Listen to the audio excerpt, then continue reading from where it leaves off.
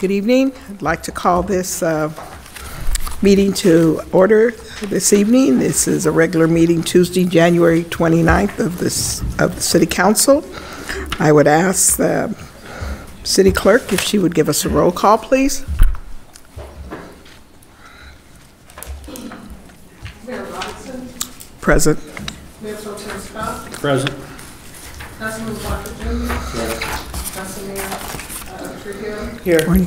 Councilmember Caracellos. Present. City Treasurer Carrillo. Present. City Attorney Fred Galante. Present. City Administrator Sean Grayson. Present. And the Mayor, may I just make a correction? This is not our regular council meeting. It's a special council meeting, just for the record. I understand, but just for the record, it's a special council meeting. Fine. Nope. Duly noted. And also, I didn't say, but let's let the record reflect we started at 6:05 p.m. Okay. And now, with that said, I see we have a Pledge of Allegiance. Would everybody please stand and join me in the Pledge of Allegiance? Ready to begin. I pledge allegiance to the flag of the United States of America and to the republic for which it stands, one nation, under God, indivisible, with liberty and justice for all.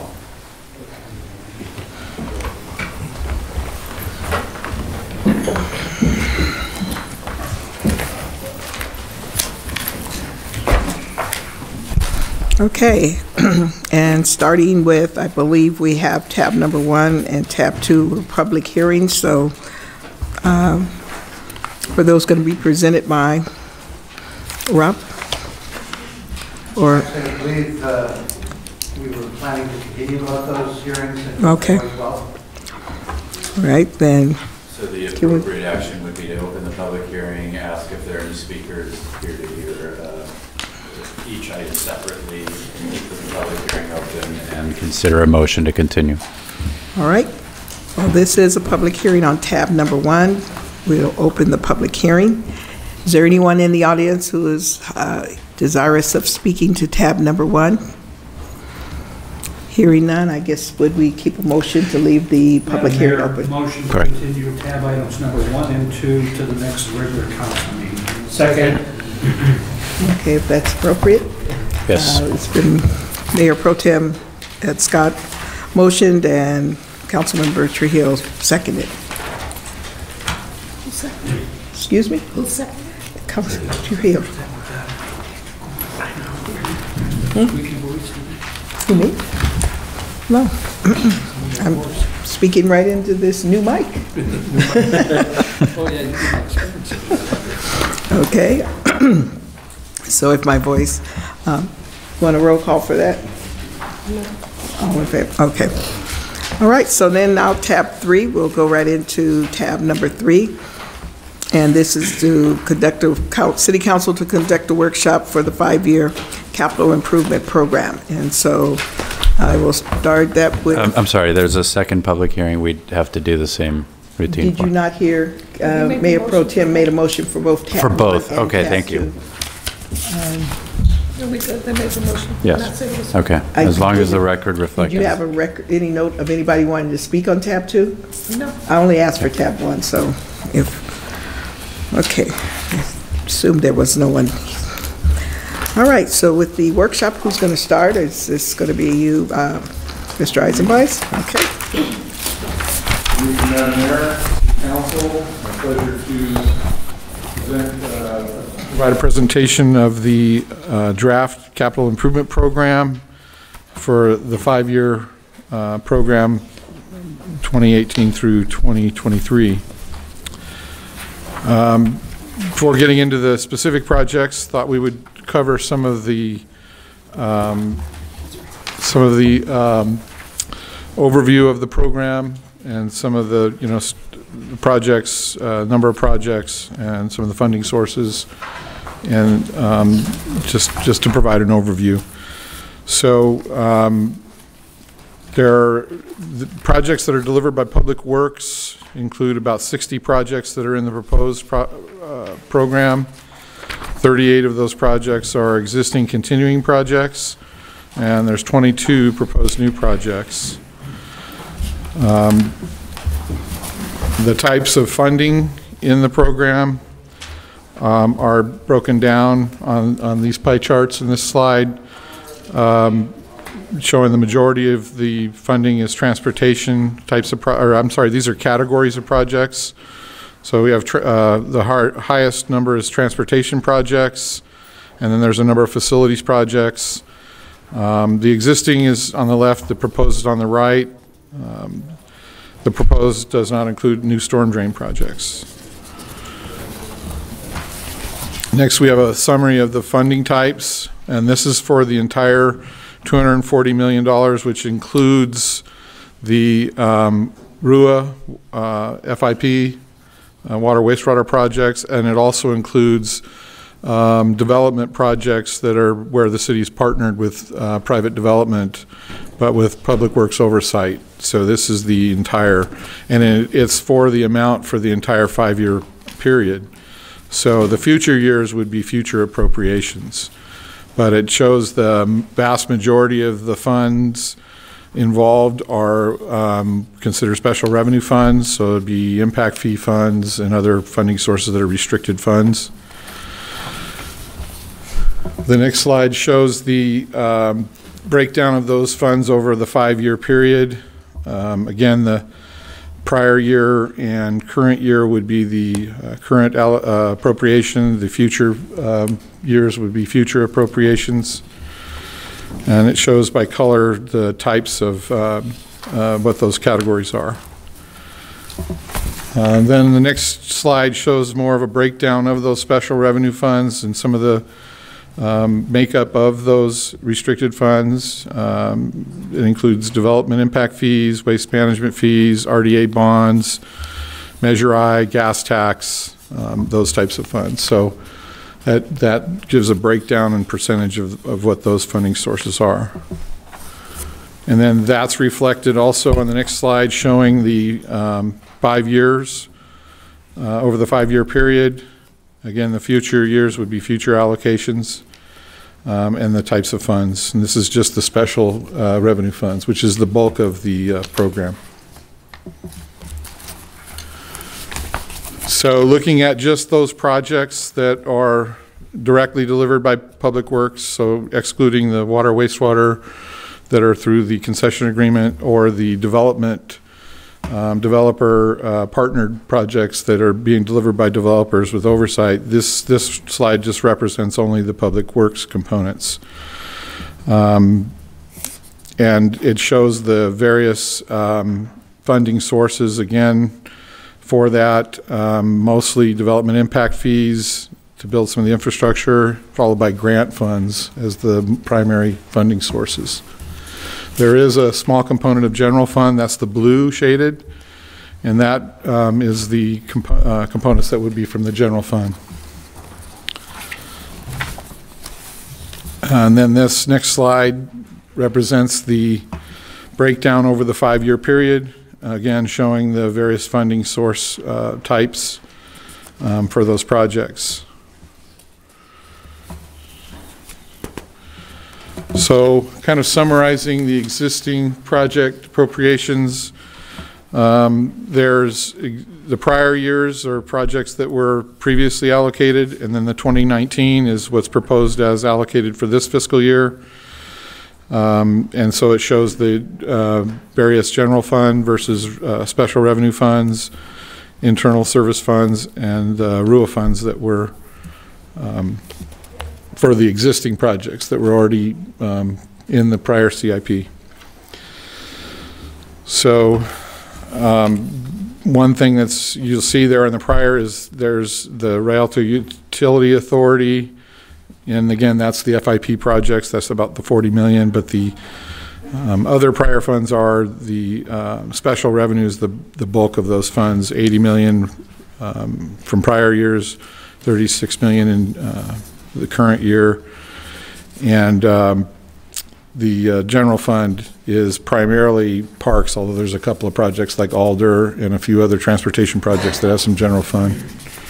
So we'll get into some of that later. But the next slide is the appropriations that are for the new projects that are proposed in 2019. And so most of that funding is entirely special revenue funds. Again, those restricted funds and the various funding sources that were in the prior slides. So looking at the actual projects, wanted to give a list of the projects that are currently in construction or ready for construction. So their design is completed and we're just working through the bidding process and or award process. We have 14 projects that are at that stage right now, and those are listed there. Some of the noteworthy projects are the as you know, Fire Station 205 has been in construction for some time. That's at near the top of the list. Community Center ADA is just finishing up, but it's still in construction. Joe Sampson Park is essentially completed, but it's still considered construction phase until we've completely accepted those improvements. Metrolink parking lot is just getting ready to start. They're about ready to break ground. We've had pre-construction meetings with the contractor. The street overlays, we've had pre-construction meetings working on traffic control and some of the details before they get started on that project. One of the ones I know that's of interest is the Randall Avenue and the Alder Avenue project.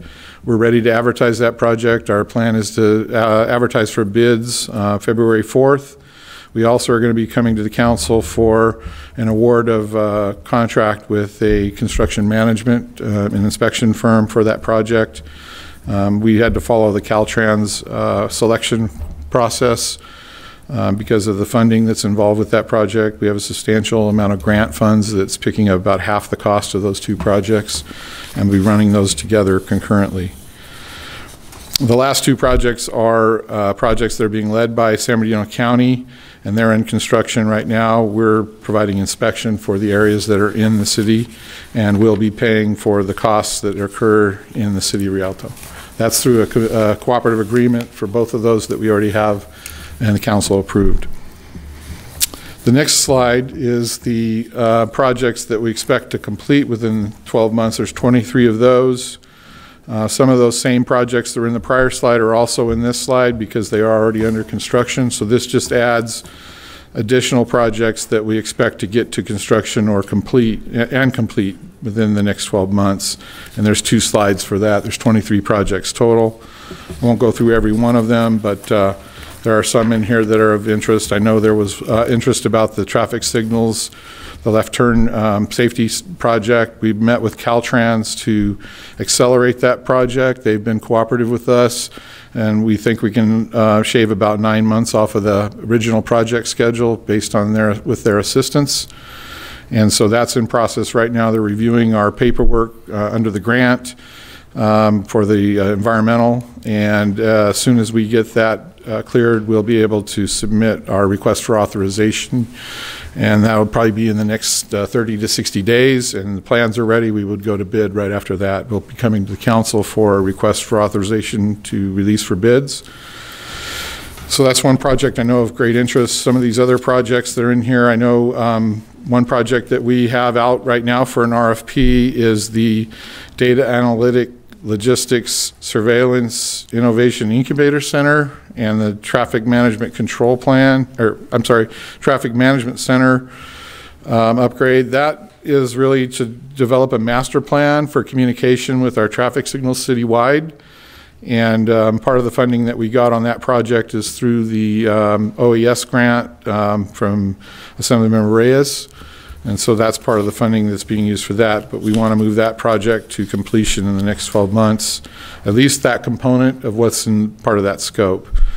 Other projects that have been discussed at council, the Pepper Winchester traffic signal, that design is at 95%. We're ready to go to construction once we approve the CIP, and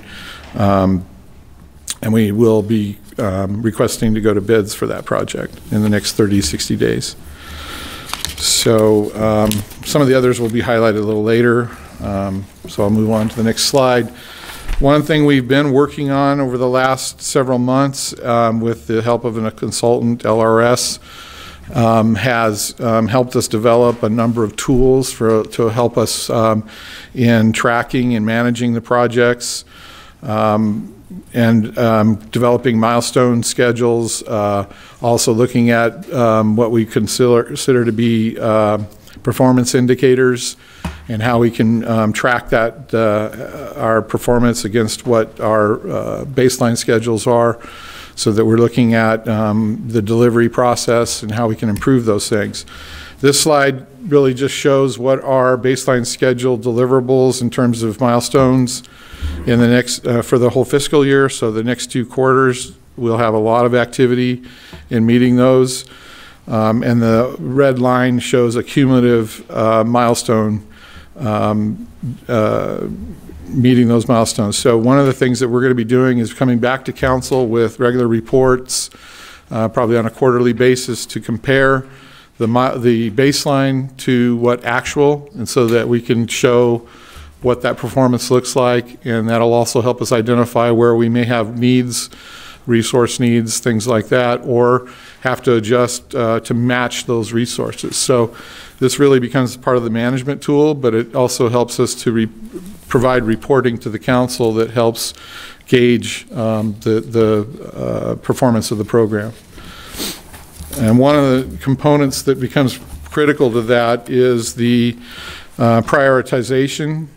We have a proposed prioritizing approach just based on looking at what we see as priorities, but certainly this needs to come from the policymakers. We would need to know, we have this as an approach. We're looking at the top tier. The first thing we're looking at is projects that are already in construction. They would need to have resources ahead of others, perhaps, and then you have funding deadlines. We have mandated or safety projects, and then others fall behind that. And then within the tiers, we need to sort based on what's in the tier 2. And I think this is an area where we would continue to want to refine this. If council has other direction, we would want to get that and incorporate those priorities into how we sort our projects, because it comes down to where we allocate resources and making sure that we have the projects that are the highest priority getting the resources that they need. So I think that's something that we'll need to continue to develop. Moving to the projects, just there's some projects that we had highlighted in the listing that we had provided that provides sort of a summary of the projects that we saw as projects that would be important to have some discussion on and perhaps some direction and input from the council. So I'll go through some of these. These are existing projects that, and then I'll go through the new projects after that that we have proposed. So one project that is at the very top of this chart is the Cactus Trail project. That's a project that has grant funding through SB1, the ATP, Active Transportation Program, and that project is underfunded by about $1.6 million. So we need to make some decisions on that project. We could do the trail itself and phase the landscaping in at a later time with the funding that's there. If that's the desire, it's one option. We could also try to put in let's call it the backbone infrastructure for that irrigation, so that it makes that easier to come back later and landscape it, but that's just one option. We are pursuing some additional grant funds through the Urban Greening Grant Program that's coming up to see if we can get some additional funds that would cover the landscaping costs at that. But at this point, we either need to decide to move forward with the full design or a phased design. But to do the construction is going to require some additional funds to do what was in the concept plan originally presented. The next project on the list is the parking lot for the Cactus Trail, and that has some open space funding. And that funding could potentially go toward the irrigation system, so that it would again reduce the demand on the future landscaping, but then we would need to backfill this project at some point with additional funds down the road so that we would have a parking area for the trail. I think that's important to, it's one of the things we've been hearing from the public that does use the trail, that it's difficult to use without adequate parking. One solution might also be to look at restriping Cactus Avenue to see if we can't create on-street parking that would provide access. So there are some additional considerations that can be looked at on that project. The third project is the Baca Church New Park up in the Renaissance Pacific Plan area.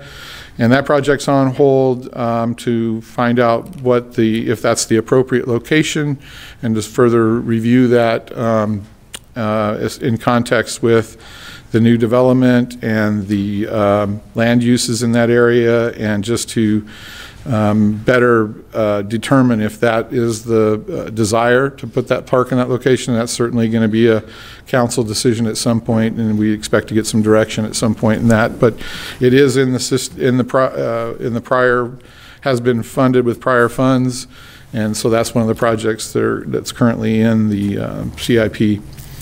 Next, we have the Community Garden Expansion Project that's using waste management funds, and that project's ready for construction. However, in light of some of the bigger needs that the city has, we know we have a significant illegal dumping problem. We've been working on a task force trying to work with Burtech, our partners, police department, and code enforcement to look at solutions to some of this. One idea was possibly to have free dump days for the residents, either quarterly or monthly at various locations, and also to expand on some of the assistance they provide in cleaning up some of the illegal dumping. So those funds could be used in those areas, and if that's a greater need, then this project could be put on hold. We have, the plans would still be valid for some period of time. They could come back to do that at some future date. And if that's a desire that the funding would be better used in those areas, then that's certainly a possibility.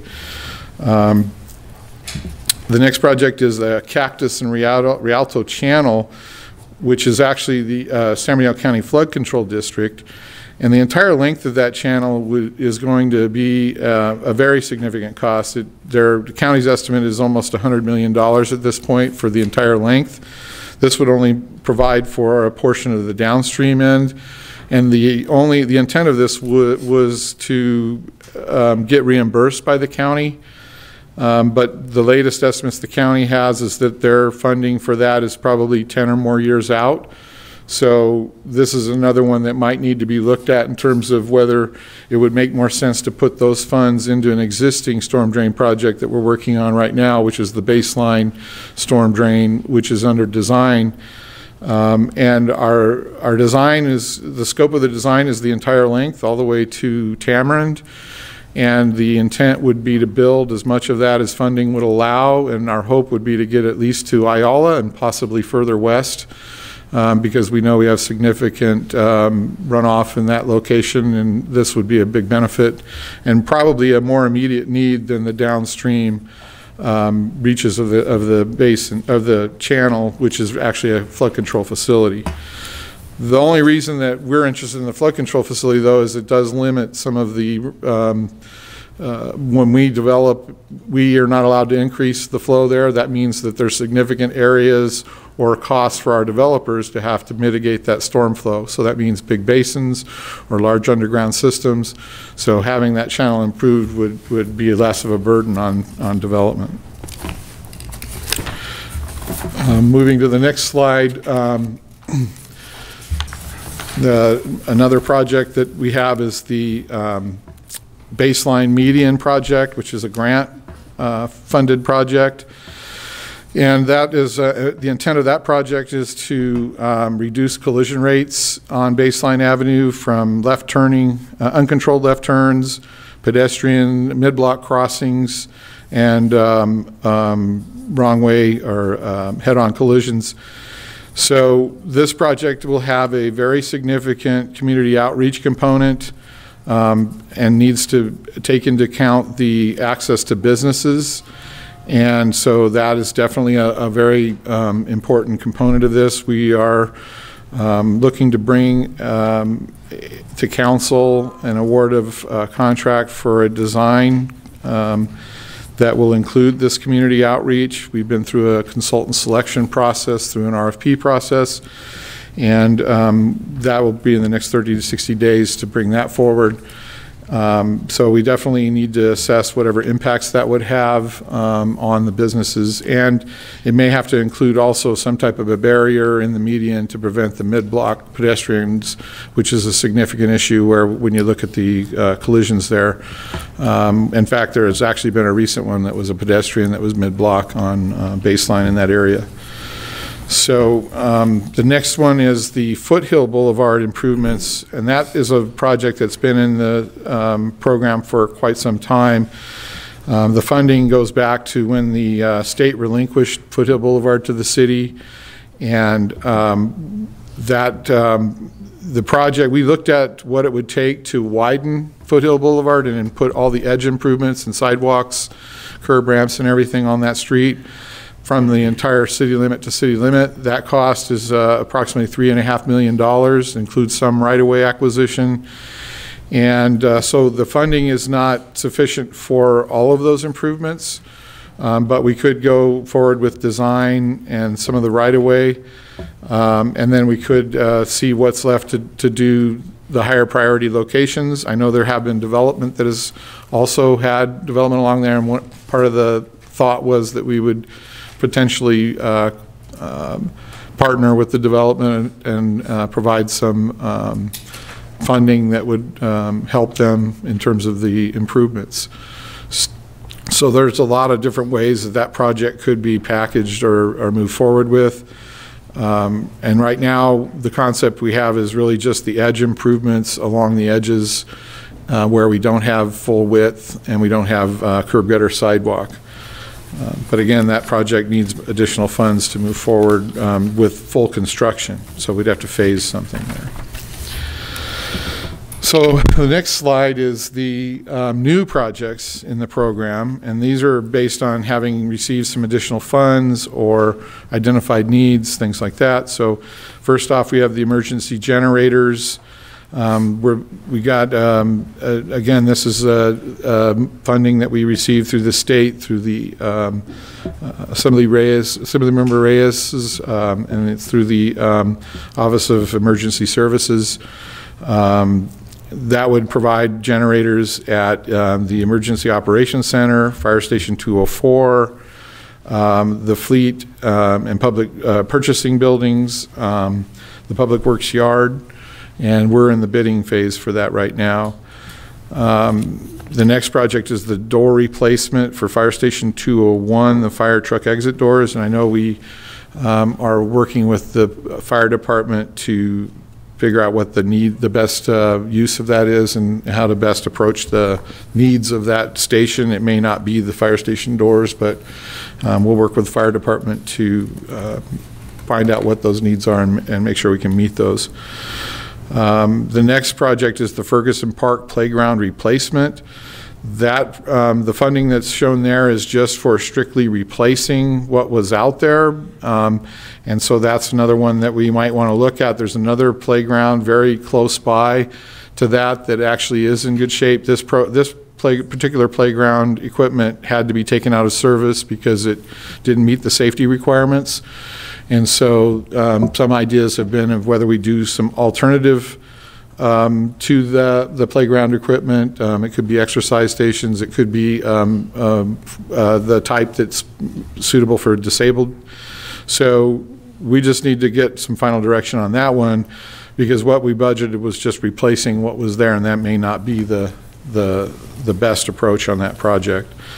And then the next project listed there is the Data Analytics, Logistics, Surveillance, Innovation Incubator Center, or DALSIC for short. That's through some additional, using some of that based on, it's basically piggybacking on the funding that we have for the Traffic Management Center upgrades, really to master plan the communications for the traffic signals.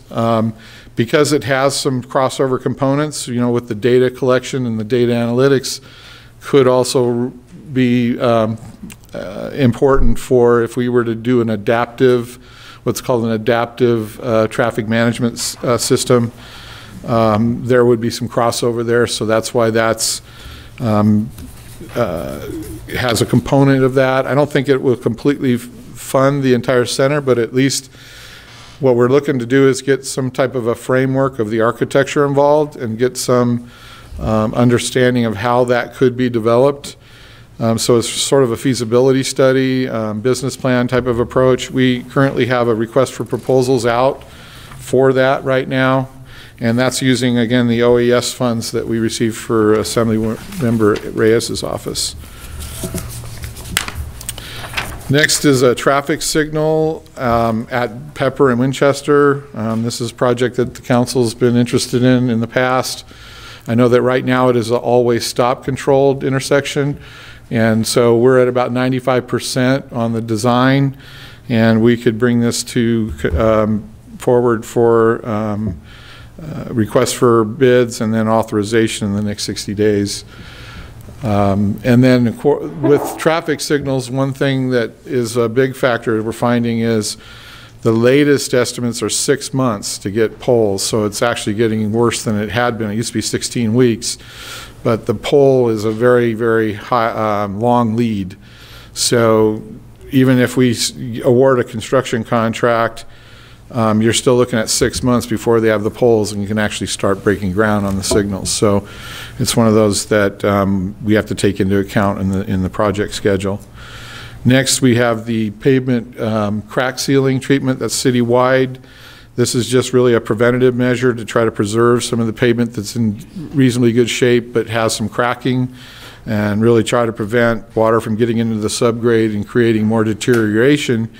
And one of the things we would do is run it just similar to the slurry zones and go zone by zone. And ideally, we would be out ahead of the slurry, 6 to 12 months ahead of that, because we find that if you try to do the crack sealing just ahead of the slurry, it doesn't have as good a results as if you have a chance for that material to cure before you come in and do the slurry.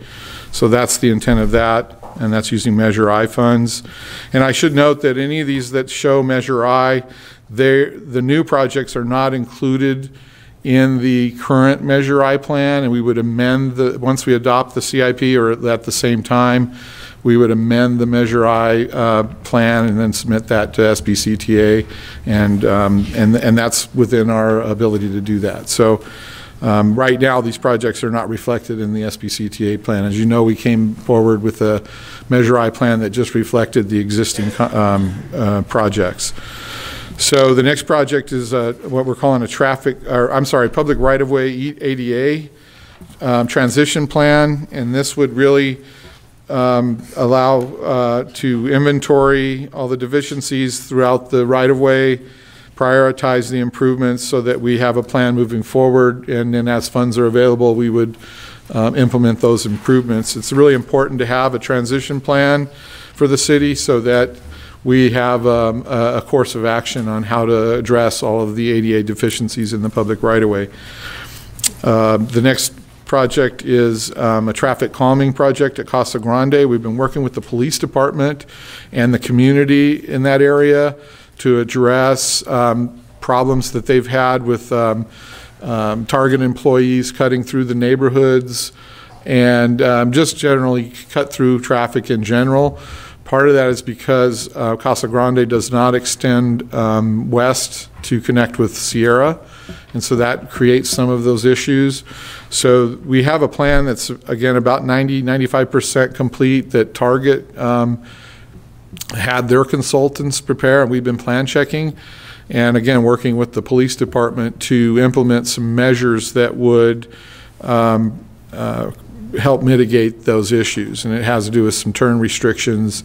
And right now there's just signs, but this would put physical barriers that would prevent those turns and really have that traffic directed to Alder instead of running through the neighborhoods.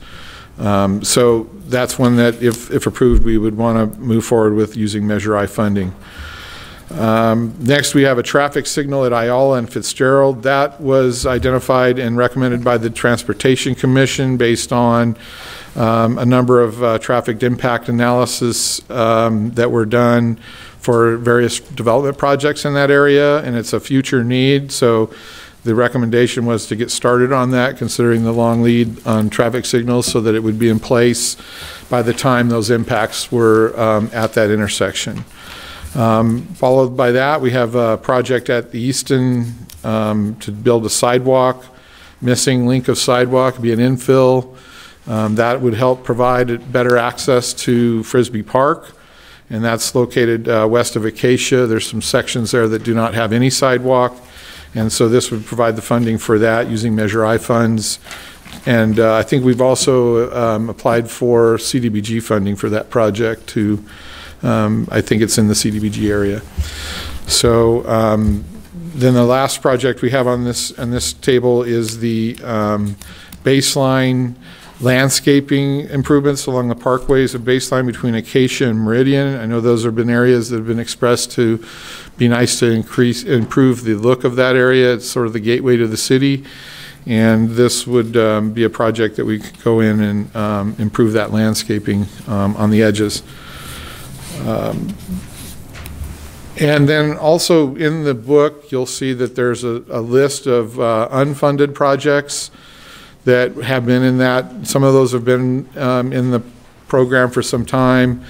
Some of them are recent projects that have been identified, but we just don't have a funding source for. So that's also one of those where if we need to look at those, or if they become a higher priority, then we would need to look at how we might fund those in lieu of maybe other projects. But I wanted you to be aware that we are including those in the program as unfunded projects. The projects are all organized in the book by project number and by category. And they're not exactly the same as the listing, because they're by number. The listing was more sort of a priority order, or at least our best estimate of that. And so I think with that, we could entertain more discussion or talk about any individual projects or any other questions. All right, thank you. Yeah, I think we have I've got a couple of questions, a lot of them, but I was wondering, was there some requests for public comment? So would you like to call them up? Yes, you have, well, you have two here. You have Lupe Montez want to speak oral communication, and then she wants to speak on tab 3. Okay. Well, there wasn't a lot of no, there wasn't. So you don't want to do, okay. So she has to speak on this tab. Yeah, okay. So would you like to come up and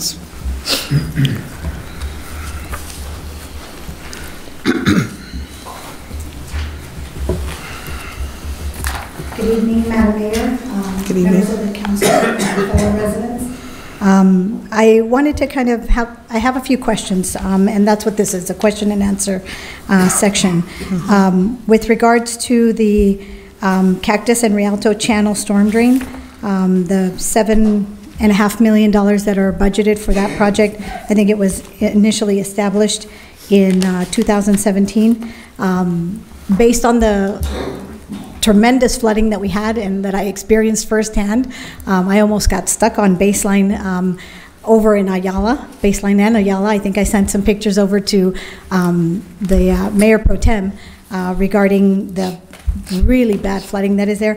I would recommend that that money be moved to the baseline storm drain to get those improvements done and get those that storm drain implemented and put in. But my question specifically for the baseline project was, is that going to be a 25-year storm? Is it going to be a 100-year storm? What kind of design are we looking at that's currently being designed? The city currently uses a 25-year for capital improvement storm drains, and the street, but the combined capacity, they also evaluate the 100-year in that evaluation. But the storm drain itself is designed at a 25-year capacity. 25 years, all right, thank you. Okay, thank you. The other question that I had was with regards to, since I'm talking about storm drains, the storm trash capture devices. I noticed that that was not discussed at all as part of any implementation, and it's a mandate that came down from the State Regional Water Quality Control Board that these trash capture devices need to be implemented within 10 years of the next MS4 permit, which I think is due to come out, I think, at the beginning of this year sometime. Once that's issued, there's a 10-year time period for implementation of that storm trash capture devices throughout the entire city for both public projects and private projects. And I know in previous discussions that I had with the Director of Public Works, that was not something that the city was pursuing. My recommendation is that we do pursue it.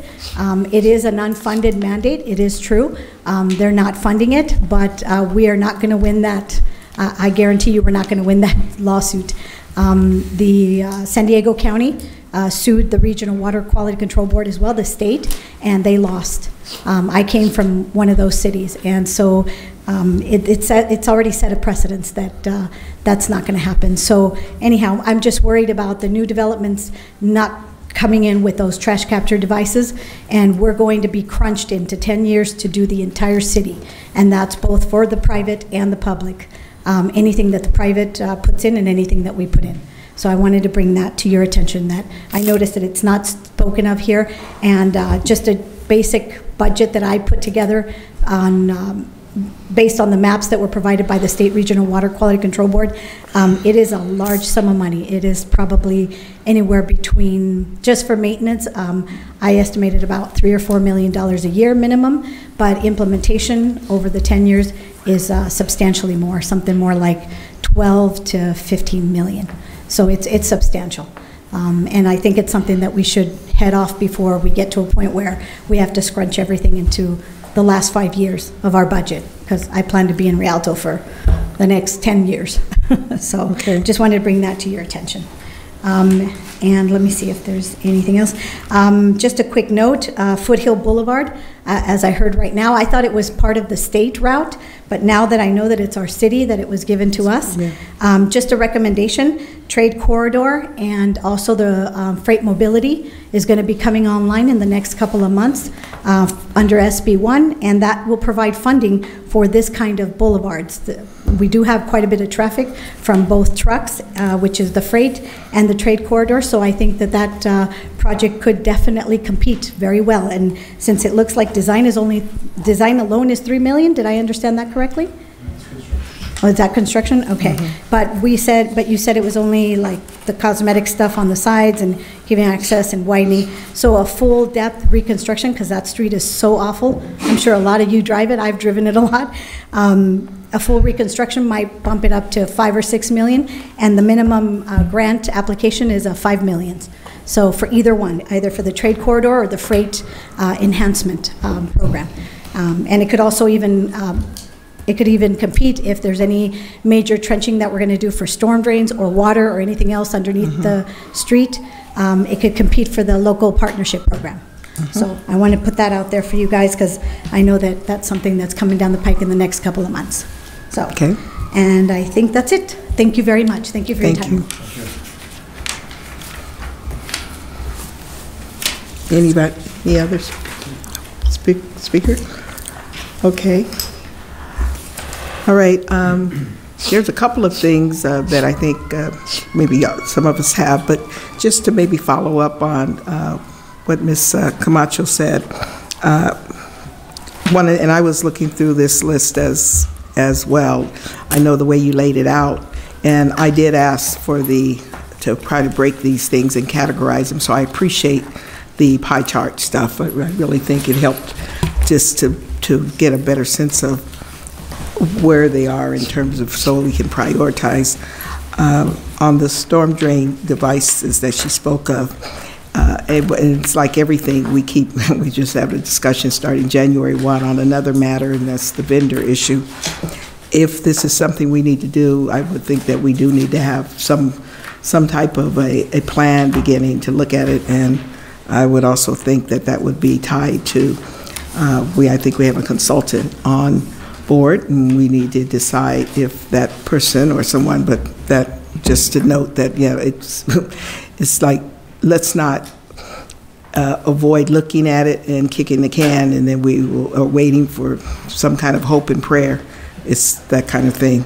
And of course, to the freight and trade quarters, I think goes without saying, we all know what our fundings are. The only thing I would comment to that is that I would want to make sure we look at freight and quarter opportunities for not only Foothill, but also for Valley. And looking at Valley in the sense that there's an opportunity zone overlay that might be of a benefit to us, or infrastructure financing with the county, because Valley does still have some county pockets. So all of those are good, but just I would want to say we need to look at these resources, because what I was looking for, and I did find it, is number 15, project number 15, and that's still dealing with the Riverside Avenue bridge and the bridge structure for the railroad. It's been on the books much longer than 2017. Right. And so, again, those are some things. But I have a couple of things, but I will I think we defer. would also add the Riverside south of the 10 widening that needs to occur. That would also be a valid trade corridor candidate as well. Yeah, it's one thing for us to have in front of us a capital improvement plan, but we still need to put all of those projects in a manner that we see them in our face in our dashboard, and we know that we have to deal with them. We just don't have funds. But if they're here and they're just on the books, then how are we aggressively dealing with it? So with that, I don't know who member wants to go. Mayor Pro Tem, cover some of your concerns. I'm going to start out by making a comment about this. I'm extremely displeased this evening and disappointed that these documents weren't delivered over here to City Hall till yesterday afternoon. In fact, this PowerPoint didn't come here till tonight. I believe after 5 o'clock, at least after 4:30. These sheets here were delivered this afternoon here. Nobody on this council has had an opportunity to go through this data and look at this stuff. And we have a lot of questions and a lot of concerns about a lot of things, but we've had no opportunity to look at any of this stuff. You guys have had at least 6 months to prepare this. We've been talking about this workshop for at least 6 months, and yet when I came down here on Friday, there was nothing. Saturday, there was nothing. Sunday, there was nothing. Yesterday, there was nothing. And I'm just disturbed that we continue to neglect this city council and do not give the city council the ability to make sound decisions regarding money that we're spending and projects that we're doing. It's appalling. And I just don't understand why anybody can't get that. There's a number of questions I have tonight, but unless, and it's probably in this book, but before I'm making any decision, and I don't know if you guys expect a decision to be made tonight, No. because there's no staff report in here whatsoever. There was nothing online, I don't believe. Well, I don't know. I'm not in a position, I'm sorry? I was just saying, excuse me, to that point, I know when I asked about it, they said it was in Legistar. So was all of this in Legistar, and we just didn't have hard copy made to us? Because I was out, and so I can't say I was accessed to Legistar. I don't believe it was. The only thing that was in Legistar was the staff report to conduct this meeting, and the PDF version of what you have in your binder here as the large fold-out. The remainder was not. Okay. And now that you state that, on the basis of transparency for the voters, for the taxpayers, for the residents of this city, this stuff should all have been posted online and accessible to the community. You know, and the city clerk has corrected it, but the cover sheet on this whole document says that it's a regular meeting of the Rialto City Council, and it clearly isn't. And there's clearly stuff not posted and not available to anybody. So you know, I just have a real concern about how we're doing business here and how we continue to do business, especially when you've had more than 6 months to prepare this. There's nothing new in here that I've seen so far, maybe a couple items, but not very much that's new. Most of it's old news, most of it's stuff we've been working on for at least 6 months. So, you know, I just want to start out by saying that. And I want to ask, the Cal Recycled Tire Derived Grant, which it says is under construction, what is that? That's just a landscape conversion at, I believe it's the Easton Reservoir and the Cedar Reservoir, using the tire-derived mulch product to. So in this document, in this book here somewhere, does it say what this is for? Yes. Okay. How about emergency generators? Where are in this book, are there locations for these emergency generators? Yes. Do you know what those locations are? Yes, and this is again using the funding through OES. It would be the Emergency Operations Center, so it would be the Police Annex building, which is, it has some emergency generator, but it doesn't run the entire building, and it would not be sufficient if we actually had to activate an EOC in the event of without power. And this the other one is Fire Station 204, and then there's other buildings, the facilities are purchasing building and fleet, and then also Public Works Yard. Okay, so Fire Station 204 is a fairly new building. Yeah, I think that might be a replacement.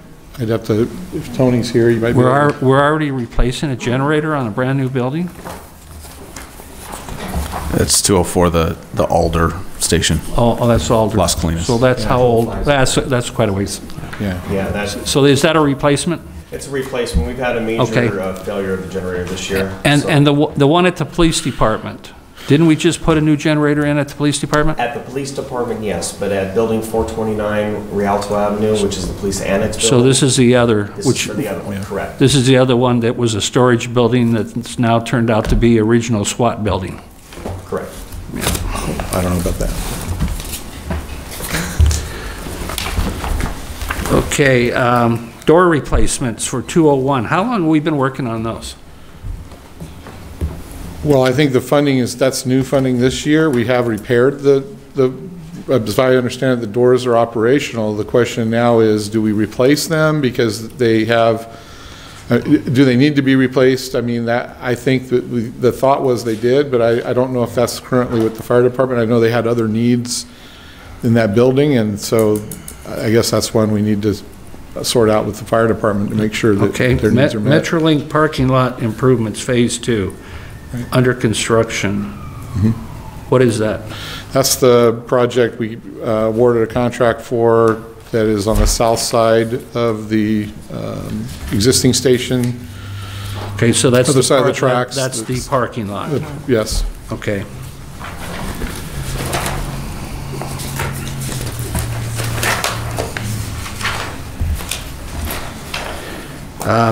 You made a comment on the community garden expansion.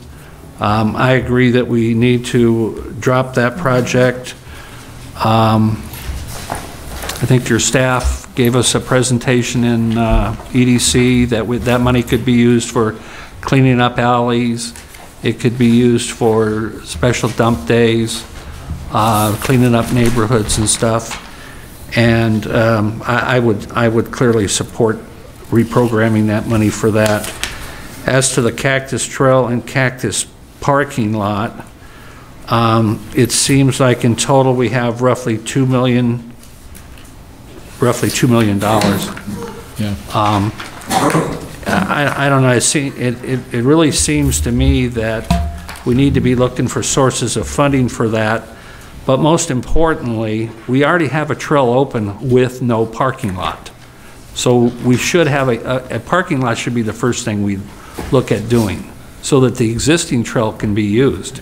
And then whatever funds are left, we could start on the rest of it, whether we just put the trail in or we put some kind of improvements in or whatever. But I personally believe that the parking lot is a necessity for the existing trail.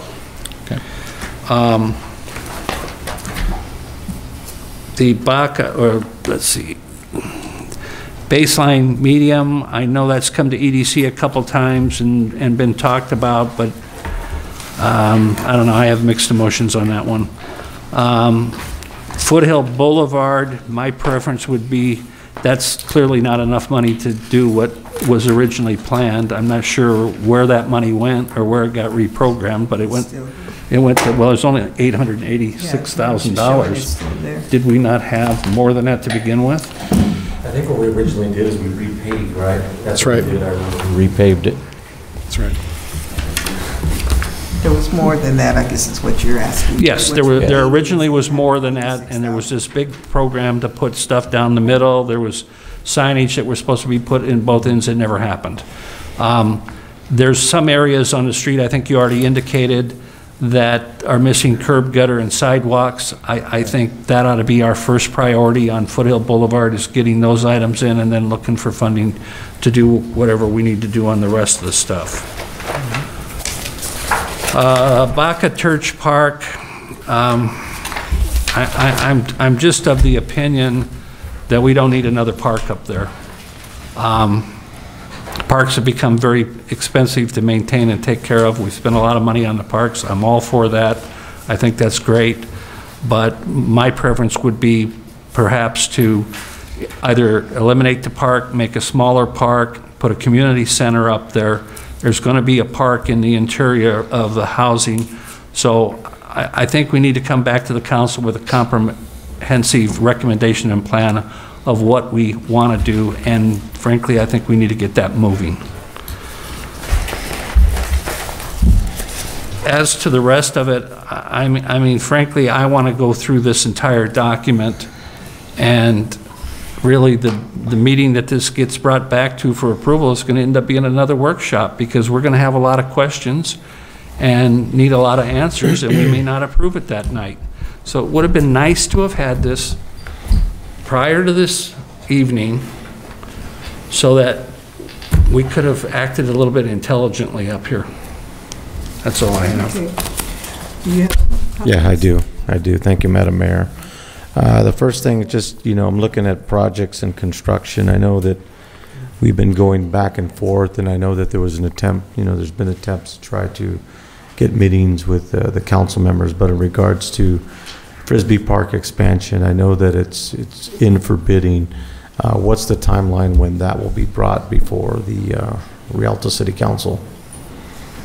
I know we're trying to still schedule some meetings. We have some scheduled for next week. If we can accomplish, briefing individual council members, our goal is to bring it back on the 12th, and I guess it depends on whether we've had a chance to do the briefings of that, what our bid analysis is on that, but we do have bids opened and we're in analysis. So if we can brief with everybody by next week, it could come back on the 12th? That would be the hope, yes. Okay.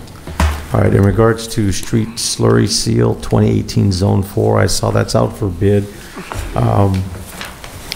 What's the timeline for that coming back before the council for the slurry seal?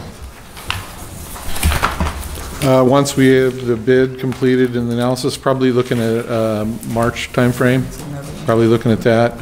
It's about the time when the temperatures will be warm enough to actually do the slurry, so it'll be about that timing. And just to give, I know that we got rains, coming, projected rains, just to give the general public, where is Zone 4, whereabouts exactly? Just to give the general public an idea where we plan on repaving in Rialto. Yeah, it's in the area that is sort of the easterly half, about middle to north, in that general area. You have a map that we can provide. Okay, and then just in regards to, I guess, future projects in regards to Cactus Trail, I know it was mentioned that the parking lot would be a priority, which I don't have a problem with. I know that, I had discussions with Robert and staff. I guess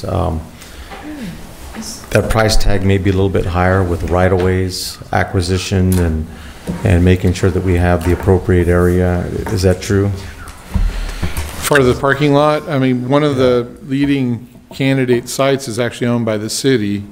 That would be at Cactus and Foothill. So there is some city-owned property there that would potentially work for that parking. So then the connection that, and I guess if we wanted to move the parking lot ahead, there is existing pathway. It's not the best, but there is a pathway that does get from that location down to the trail.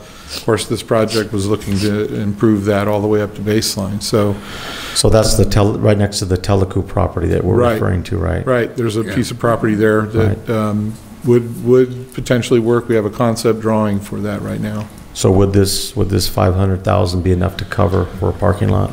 That was our estimated cost. That's what the budget was set based on the estimated cost. Again, it's just a concept level, but we believe that would be enough, but we'll have to obviously get the final design and Could you put in both the parking lot and the concrete trail to the existing trail?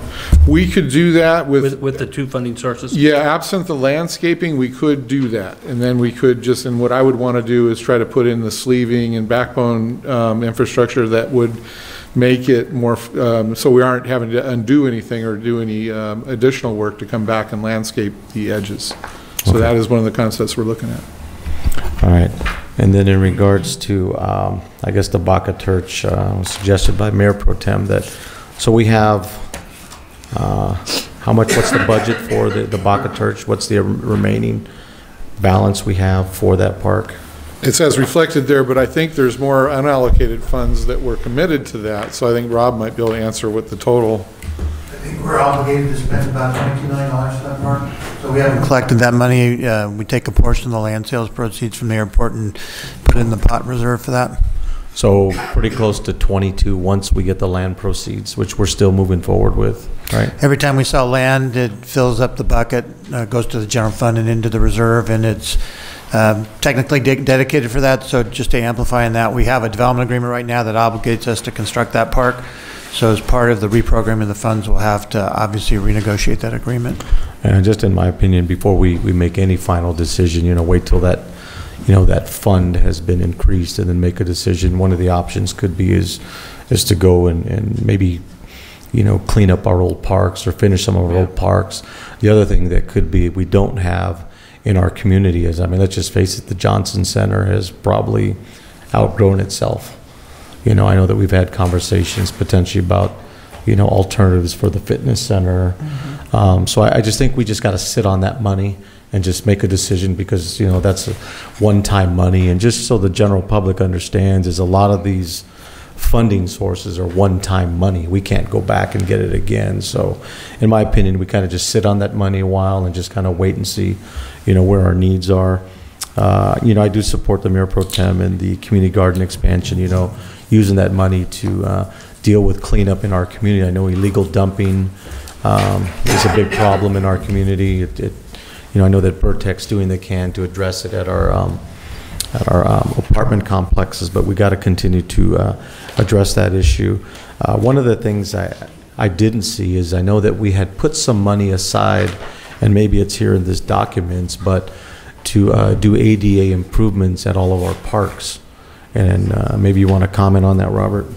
Yes, we have, one of the projects that's under the parks is the 6 city parks, and that really amounts to an ADA transition plan for those parks. It excludes Frisbee because Frisbee's work is already incorporated into the Frisbee Park expansion project.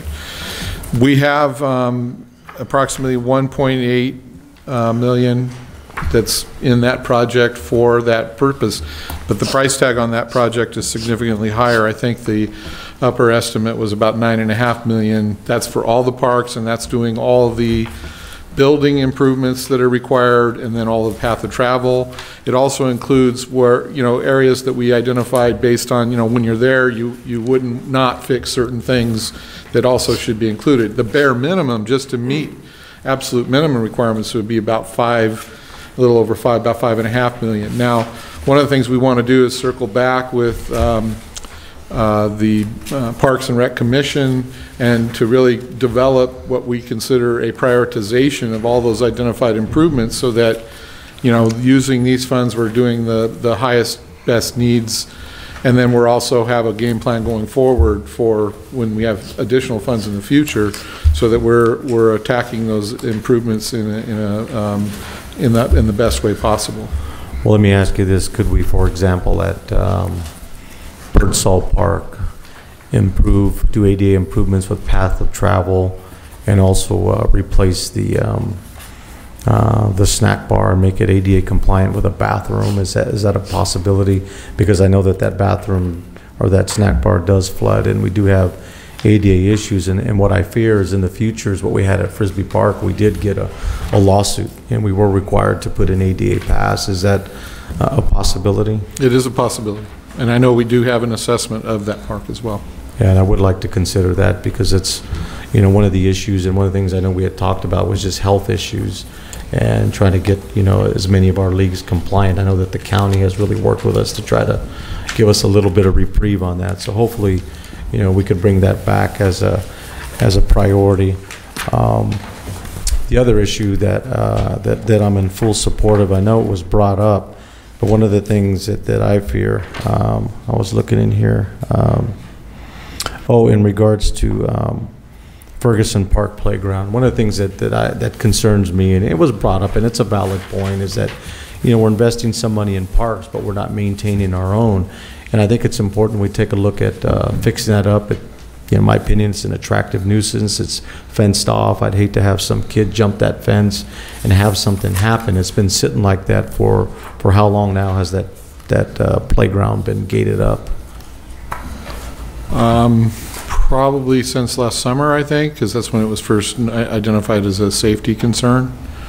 So we're looking at 6 months, right? Roughly 6 to 7 months. And that's one of the new projects. So we need to, I mean, if we can adopt, or we'd have to bring it separately, we can do that also as a standalone project. But and then we also have to decide, are we going to just replace the existing playground? Are we going to do something different? There is a playground right nearby, and so it could be like exercise equipment, something like that. And then maybe you could look at Andreessen, which just had brand new ADA, would meet ADA. We could look at some of the ideas that have come up about using equipment that would be more conducive to disabled. So there's a lot of different ways we could go with that, but I mean, that's one of the things we want to try to get some discussion on. One of the things I would like to make that a high priority to replace it, but I would like to see it be ADA accessible to many handicapped or disabled we have in our community, and just to give the general public, you know, it allows people to roll their wheelchairs, right, and walkers, and push them up there so they can also use many of the things. So I'd like to make that a high priority. I just hate to see anything busted up and for 6 or 7 months, and we're going to look on a year now going into next summer, but I would like to see that be a high priority by this council. And then the other thing I know you mentioned is on the last page, the proposed new projects. All of those are Measure I, and you mentioned that we could change, I guess, the priority list of Measure I. What would be changing? Because I think these are all good things, but what would be taking money away from in order to fund these types of projects now? Well, it would be new allocations to the Measure I plan, which we didn't make any. We just held the existing when we updated the last plan, just so that we would meet the requirements for submitting it to SBCTA. But I think we said at that time that the council has the ability to amend that plan anytime throughout the year. And so this would be new allocations of existing Measure I funds. So you wouldn't be taking away from any of the existing projects to do those. Yeah, and clearly, you know, those I think would be very important. And I know that, you know, students walking from Frisbee Middle School, you know, the Pepper Winchester, I know that residents have brought that up. I know a lot of the speeding. I know they're grateful for the stop sign there. Crack ceiling's always an issue in our city, would be important. Public right-of-way, ADA is always important. A lot of residents in Las Colinas are very concerned about the traffic calming at Casa Grande. I think that's a great project. And, you know, traffic signal, Ayala and Fitzgerald, which many people tend to speed through. You know, the Easton Sidewalk Project, which will be incorporated with the Frisbee Park, and then baseline improvements. So I think these are good things, and, you know, I would support the plan being amended. But hopefully we can get that playground, and then have a plan for the ADA, prioritizing, you know, some of those projects to make sure at least we address some of our parks. I know we don't have the funding to do it all, but at least maybe if we could make that happen at Birdsall Park, that would be great. Thank you, Madam Mayor. Thank you. Okay, then, and Councilmember Carcellos. Thank you. So the Cactus Trail, I'm in full support of moving forward with that. If we have to wait on the landscaping and, you know, just do the minimum, which would be probably some of the underground plumbing and the sprinklers, leave them set up, and I think we could get some more money for that. And as far as the parking lot, what would it take to get a study for the traffic count to see if we could possibly restripe it to have parking there, I mean, soon? You mean along Cactus? Yeah. Yeah, I think we could do that fairly quickly. I don't know that, we would just need to analyze the width of the road and the lane widths. So we could come back with a concept probably in the next 30 days to show how we would adjust that. I feel like there's not a whole lot of traffic, but if we do the restriping, we'd have enough parking and we'd be able to have parking so that those trails can be used. It's really close right now. You could almost do it now with the lane width. It's just a little bit too narrow, so with a little bit of adjustment, we could probably make it work. Yeah, so I'd like to get a study and see what we could do to, because that would be the cheapest way to go with it. I mean, just restriping. And, okay, so let's see here.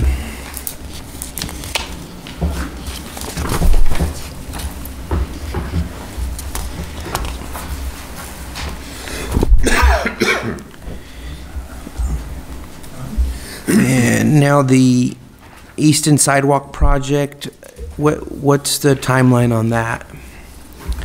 Easton Sidewalk Project West. So we would engage a design consultant to prepare the drawings, the construction drawings, and then also to look at if we have to acquire any right-of-way. That would be, there's a couple of locations where it looks like we might need to acquire right-of-way, but once we have a final design, we'll know that for sure. There's a couple of locations that might be an impact to existing improvements that our residents own, so we need to work through those issues in terms of you know, planners and things that would have to be reconstructed, but it's not insurmountable. I think we could probably have it, you know, everything done probably by the end of the calendar year, looking at around that timeline. I just want to make sure that it happens before the Frisbee improvements so that people have access to it. So, yeah, and so Frisbee would be end of 19, beginning of 20, first quarter of 2020? Frisbee is a year of construction and then another 3 or 4 months of establishment. Okay. So you're probably, you know, a year and a quarter from the time we award the contract, so we got some time. Okay, I just don't want to, I don't want us to wait on those improvements because that's a big funnel into that park, and I'd hate to see people walking their strollers to the park on the street.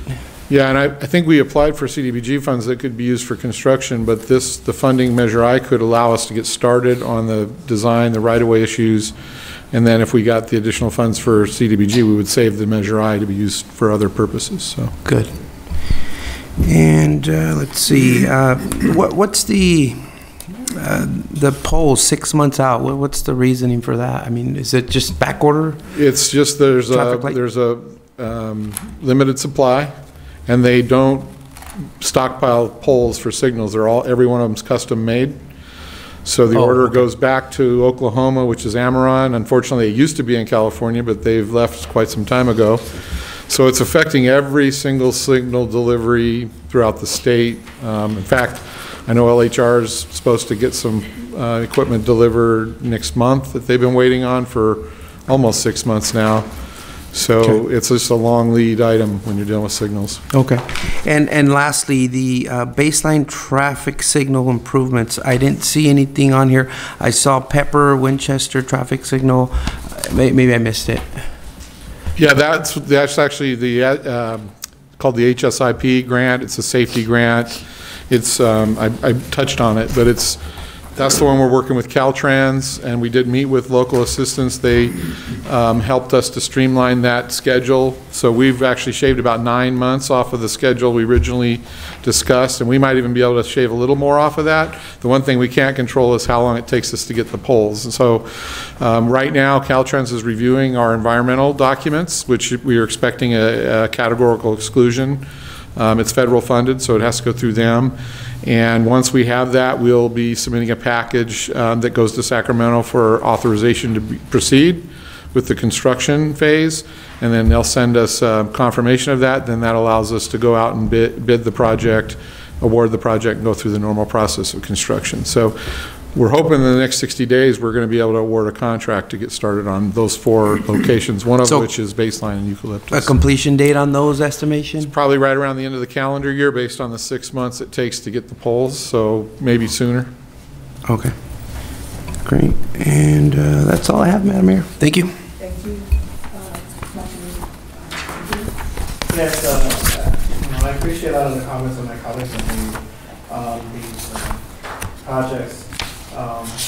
Also because a lot of the comments made, I shared a lot of the concerns about getting this at the last minute. Can you turn your mic on, council member? Mic, please. Thank you. I share a lot of the same concerns as my colleagues. I think just to begin is I wish this would have been more available earlier and also available to the public for transparency's sake. But I agree with a lot of the comments on some of these projects. I did, you know, a lot of the comments that come from our residents has to do with roads and the importance of being able to improve the right-of-ways and the streets. And, you know, I noticed, I saw that they're still working on Merrill, and I think we've been talking about that for a couple of years already since I've been on here. So I'm glad that that's actually on the list of projects currently being worked on and being completed in 2019. I did see a lot of the projects I had questions about already addressed. One of the ones that I was working on was the playground at Frisbee Park, and you know, I met with staff and I've talked to members of the community, and in this region we don't have universal playground.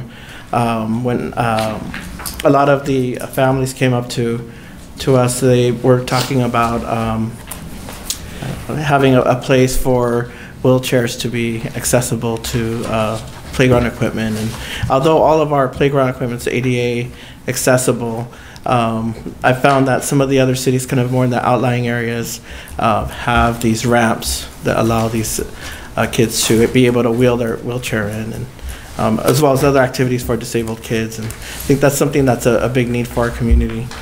So I agree with that, and I also, you know, I agree with the fact that we need to kind of visit you know, the future of our fitness center. You know, I'm like many of the residents, I receive a lot of notices from the other competitors almost on every other day basis, and it's either, you know, we have to find a way to kind of find out what we're looking for the future of the fitness center, or try to find to repurpose it. But that's something, a discussion that needs to be happening as we continue to see many more fitness centers open in our city. It just seems that there's a lot of them, and I just don't see how, as a city, we can compete against some of these new businesses coming up. So I'd really like to revisit that, and I see that there's a couple improvements that were on there, and I agree that it should be something that should be held for now until we decide what we're going to do with the fitness center. I saw the fire station 201. I think that was already talked about, and I'm hoping that we're able to make sure that our fire stations are well equipped and have the resources that they need so that we can serve the public. But again, I just wanted to echo a lot of the sentiments that have already been talked about here. So, thank you. Thank you. Mayor Pro Tem, I know you wanted to ask a question, and then I wanted to get my comments. But go on and ask your about the bucket church. Could you turn to the tab marked Parks? Go to the page, Bucket Church, New Park. My question to you is, down in the bottom of page 69, you show $1,651,000 having been spent on design in prior years, and $2,363,000 having been spent on construction. What is that for? Okay. There, those, I think the prior years, those are the budget accounts, but the expenditures, the only expenditure I'm aware of is land acquisition, that I think Rob accomplished. But you've taken these expenses up in the expense source string, you've subtracted the $2,362,000 out of the $17 million budget. So have we spent $2,362,000? That was a land purchase for the Mighty Development parcel. So why wouldn't it show as land purchase versus construction? Yeah. I would think it would be. Miss Brown, have you been through these documents?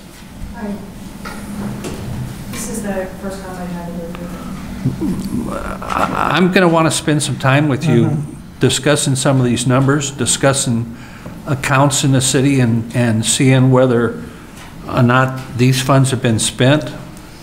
And then we might want to be questioning why we would have a document that shows that. So the $2,362,000 is the land cost?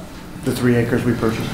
And what is the design? You have an expenditure on design. There's no expenditure on design. It does show that there's some cost that we've had when we prepared the RFP for the design, but that obviously we didn't bring that forward. But it's showing $1,657,000 been spent. I think that's the budget. It's a budget, but nothing expended. But it's on the project expenditure if you go down the line. project expenditure, it shows it As a under that project category. You're not hiding money, are you? No. I think the upper category, this is what is coming out of Eden, I think, but the expense source shows the actual expenditures above it. Lord knows we've never been accused of that. And then the prior, under the bottom table, it shows prior years, I think it's reflecting what the budget got. So I don't know why it's showing under expenditures. Well, can you find out and let the council know why? And I don't know how many other sheets in this book are like this, but I intend to go through every one of them. So I guess it has to do with the label there at the top of that table. It says project expenditure. I think it's what's planned for expenditure because these are budget numbers. The actual expenditures in the table above showing the actual expenses. And I would have to look at how is Eden. Well, the one above is the source string. That's the account string. Now look at this one here. Yeah. It says 0, but this is actual debt. It's a negative. So a negative means something is. Yeah, you got a negative on there. Expense you spent against something here. Yeah, so the summary below, maybe that's not accurate to say expenditure, but that's the planned expenditure, I think is what Well, Eden. an expenditure is an expenditure. It's And expected. either you spend it or you haven't, and if you haven't, you're hiding it. So the table above that is where you have the actuals, and that's where it shows the actual expenses in the table above. But yeah, this is an issue. I look forward to your response on that. Mr. Steele, I have a question for you, somewhat related to this. You sent out a memo to the council regarding the sales of the last 2 parcels up at the airport. And you also gave us, and I don't know if it went to the whole council, I know the mayor and I got it. It also broke down the profit that we made on it. And you made a statement that the $30 million that we invested in the infrastructure up there, we had gotten back. Is that $30 million part of the $37 million in profit, or is that in addition, the recovery of that money in addition to that? The 37 is the total recoveries. 30 was the original investment, so you've gotten 7 million net. Okay, and where is that $30 million? It's all gone into the general fund reserves. It's been allocated to various projects. I think the land sales proceeds are plugged in for Frisbee Park, Fire Station 205, and then the Baca Church Park is also. Okay, so as part of this, can you give us a detailed report on the profits of the airport, where we've spent it, if there's any money that we haven't spent, where that money specifically is? Yes. I think that would be helpful because it's my recollection that we spent a great deal of that money on parks. And I think that should be visible to the council and the community. There was, if you recall, there were two components. There was the park and open space fee that they advanced to us, $10.8 million when they took down the first industrial parcel. So that's been plugged into Sampson Park, and the excess flowed over into Frisbee Park. And then we have more of the land sales proceeds set aside for Frisbee Park. And then it's Fire Station 205, we did some streets. So I'll give you the list of 5 or 6 projects. And I don't know if any of those numbers are in this stuff or not, but I'd kind of like it broken out so that we can at least see what came from where. Additionally, just my final comment, Madam Mayor, is I really think we need a workshop on parks specifically, and maybe other capital items to have a more in-depth conversation about what we've done, what we need to do. I wasn't aware of the Ferguson Park equipment thing. I believe Dallahan is the same situation. Yeah.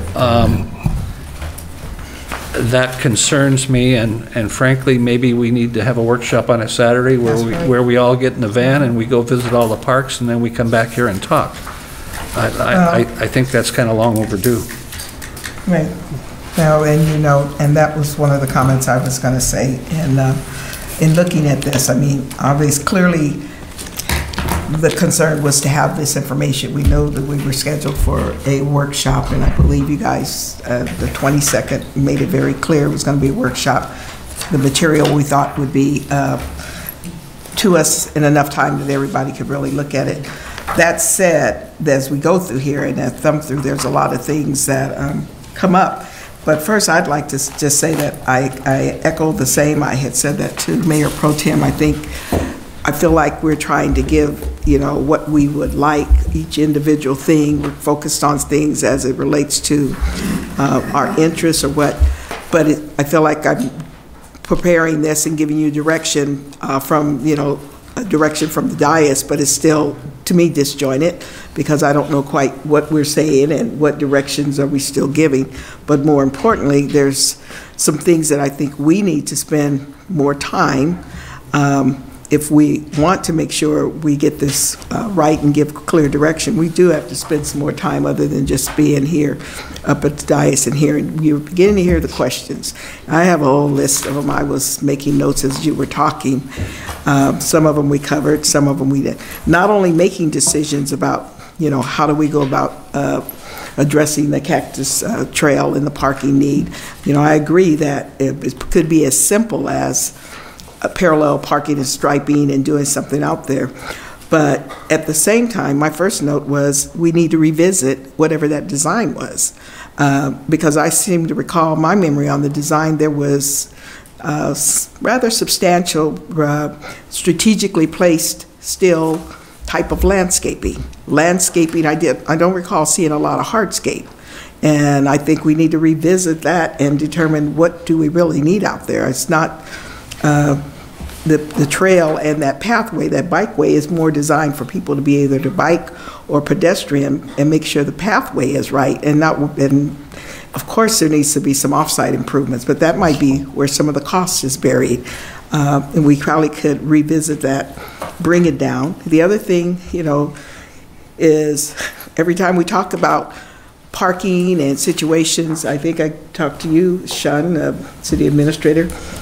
We gave direction almost 3 years ago about looking at parking meters and metering certain locations.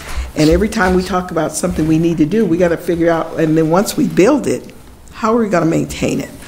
And as soon as we put parallel parking and we don't determine how long someone's going to be on Cactus, we're going to be upset when somebody all of a sudden decides that's where they're going to park for the day and catch a ride and commute in, and we've defeated our purpose unless we figure out how we're going to regulate the activity. So putting in the metering to make sure a person can have 4 hours, 5 hours, however long it takes them to ride the trail, but not to be parked there at 7 a.m. and don't move until 7 p.m. It's kind of like we keep reacting to things instead of being proactive. The off-site spot, we've talked about the parking lot, Foothill and Cactus. There's a little piece of land. I think we even have something at, if I'm not mistaken, is there something at Baseline and Cactus, I don't know. Those little pockets, yeah, they could be developed for parking, additional people to park and leave, but there could also be charging stations in there and let people charge and capture some revenue while they're charging their electric vehicles so they can go and do exercise. So sitting down and really revisiting what we're talking about, we seem to move rather slowly, and by the time we get something done, we find ourselves that they're in the third and fourth generation of something else. I'll give you an example. We started with the mobile resource grant and the bike racks and bike things for bike lanes. Guess what? In the metropolitan areas now, they're using bikes and they're using motorized bikes. You know, I hope we think about motorized and people having access to that, because if somebody's going to use a bike and they want to commute from Metrolink all the way up to the Renaissance, I mean, unless you're really athletic, it would be great to be able to get a bike and just motorize on up there with a, and yes, no, and it would not be me. In San Francisco now? No, they may, but I'm just saying, I don't know if we have our view wide enough to understand what else is going on, but we'll still be working on something that we talked about 5 or 6 years and not revisit it, we just move along. We've been working on that bike thing for how long? Hey, back to church, you know, it's a conversation worth having. We need things that can meet the needs of our community. Yes, there could be park, there could be some element of it, but we really need to look at having a facility, as I've said, that's similar to what we've seen in the Jesse Turner, something that people can use and they can rent out, lease out, and we can revenue generate, and we can make sure we can maintain it. Because we keep building things, I don't care if it's parks, grass, or what, without a maintenance element in there, or how we're going to capture some revenue to maintain the thing. So keep building liabilities. Yeah. And the community gardens. I said to you guys, the department head staff, that I think it's one thing that we probably all could universally agree on, was we need to stop and revisit the community garden concept, and especially if it's about building a community garden in someone else's space other than public space, using that money to do not only coming up with plans to clean the alleys and things, but have you been down one of the alleys? The alleys is an asset, an infrastructure asset that we're responsible for. And it is, some of them are just totally, they're broken down, they're beyond repair. I'll give you an example of one. It's the piece from the Wells Fargo going east to Riverside Avenue. It is just totally at a point of degradation, if you want to call it. And so it's not just cleaning up the alley, but we have a responsibility on the liability. If somebody walks down the alley and trip, and I believe we have some litigation where someone tripped on a sidewalk, you know, that's a liability, especially if they're walking in the alley at night and it's not well lit and they twist their ankle in one of those, for those who might be listening, please don't get any ideas. But we haven't really assessed them to come back with a plan and say to ourselves, well, what are we going to do about it? Robert, you and I spoke about taking the concept that we have with the fire station about, you know, hate to say, but dropping babies off in a safe haven. Maybe we need to revisit our commercial areas and figure out if we should have some safe drop-offs for some of the stuff that people discard. We started with the multifamily program, focusing on the apartments, and came up with a plan where people can just put their stuff at the side and Bird Tech will pick it up. And that's great, but not everybody is living in an apartment. There's some people that are renting single-family homes, and when they leave, they either put it on the curb or they take it somewhere and put it behind a commercial dwelling. So, going one step further with that, we could use that money to really kind of address the environmental part of it. And I agree with the storm drain money.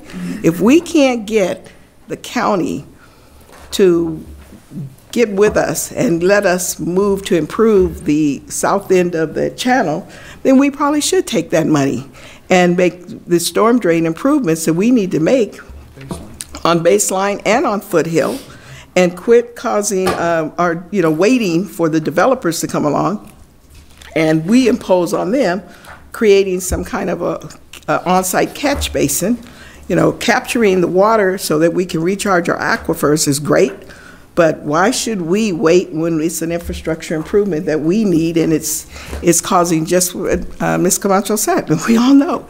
I'm out there with the big rains. Sean, did I call you and say, how many inflatable boats, canoes do we have in the event we had, besides just rescues, we might have to use them to float. All of this is, we have to take care of what's going on in the city and can't sit and wait. The county has us kind of held that we can't dump into the Cactus Basin, even though the basins are built and they're designed.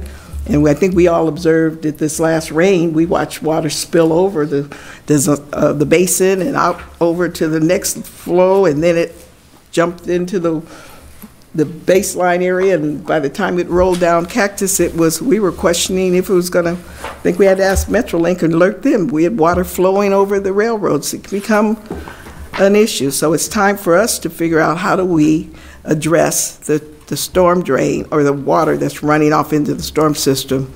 And it can't go east-west because we have no storm drain system. So it just has to keep going north-south and puddling in our low points of Ayala and Baseline. So that, there's so many things here, but I don't want to just piecemeal it. I think we really need to decide to get our list, prioritize, get in a room with some white paper, and make sure, because I like the way you make the presentation and you kind of tiptoed around in the transportation, and you've tied it, the transportation DALSEC and TMC plan. Well, when you read your report, your project sheet here, you talk about, you've got them wedded together, the DALSEC and the transportation management plan, and you talk about what Sandbag, then now called SBCTA, referred to. They gave us a plan that we worked on in 1999 for traffic signal input. It's already been implemented. It's in place. Then you tie the plans of the local group here with this little desk of 2 computers and say this was our TMC plan. But as I keep reminding everybody, and my colleague will remember, we acted on accepting the Data Analytics Center back, and there's a staff report that shows it moved forward so that we could go up to an EDA grant. And not only that, in that staff report and the action we took, we also reserved $2.089 million to be the matching funds for that project. You have nothing to say about it. So we already have $2 million reserved in our reserve, which ties me to, we're having a conversation that's separate and apart about pension ad hoc. Well, when we bring back the recommendations, one of them has been what some people have talked about is reducing how much we have in reserve. Well, we can't reduce it until we take out that's already reserved in reserve to determine how much we have left of unattached dollars, or go back and revisit our council actions. So this is not, I feel like we're doing things in a silo, but there are things that are interconnected here, and we probably need to decide, or at least talk about them, because we have subcommittees, and the next thing we were trying to do is bring, Raphael and I are the subcommittee members, trying to wrap it up and bring a pension, a report or a recommendation on the pension ad hoc. But if we don't connect the dots, we're going to be taking some action and only coming here to bring it forward, and then we'll start talking about what we can and can't do. So those were some of my comments.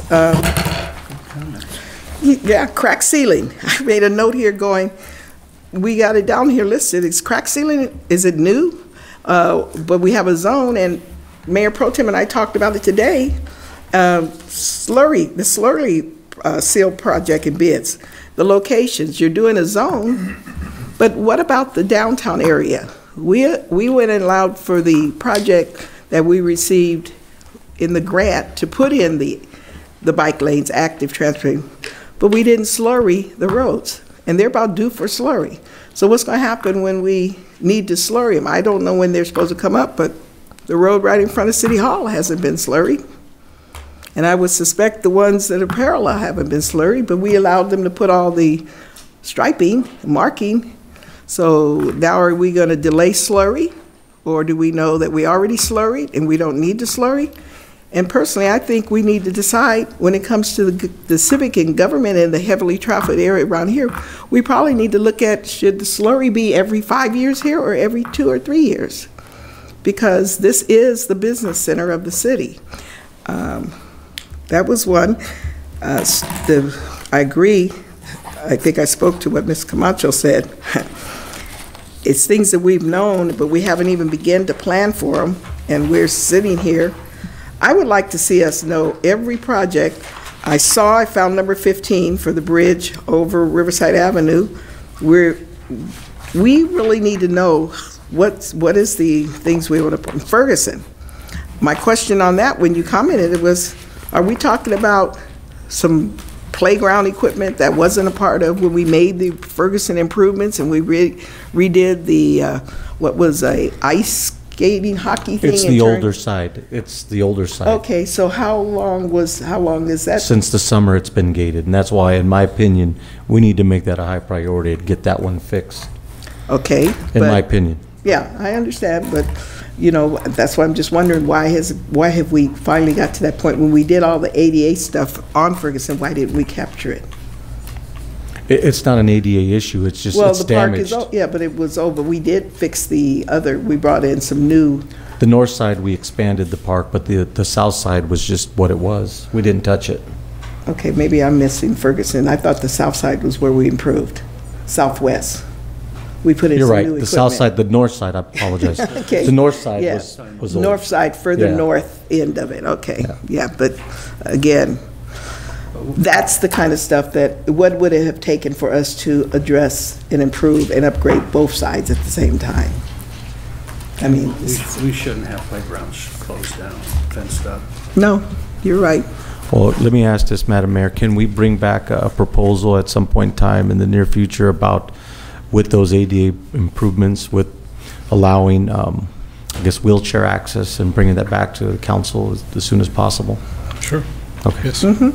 Thank you. But, and then citywide roof replacement. And I spoke to you, city administrator, about that, wanting to understand. You said it's just a basic placeholder. So we always know we have citywide roof replacement, but we really never know which ones some are in construction, and then we work on some more. So it's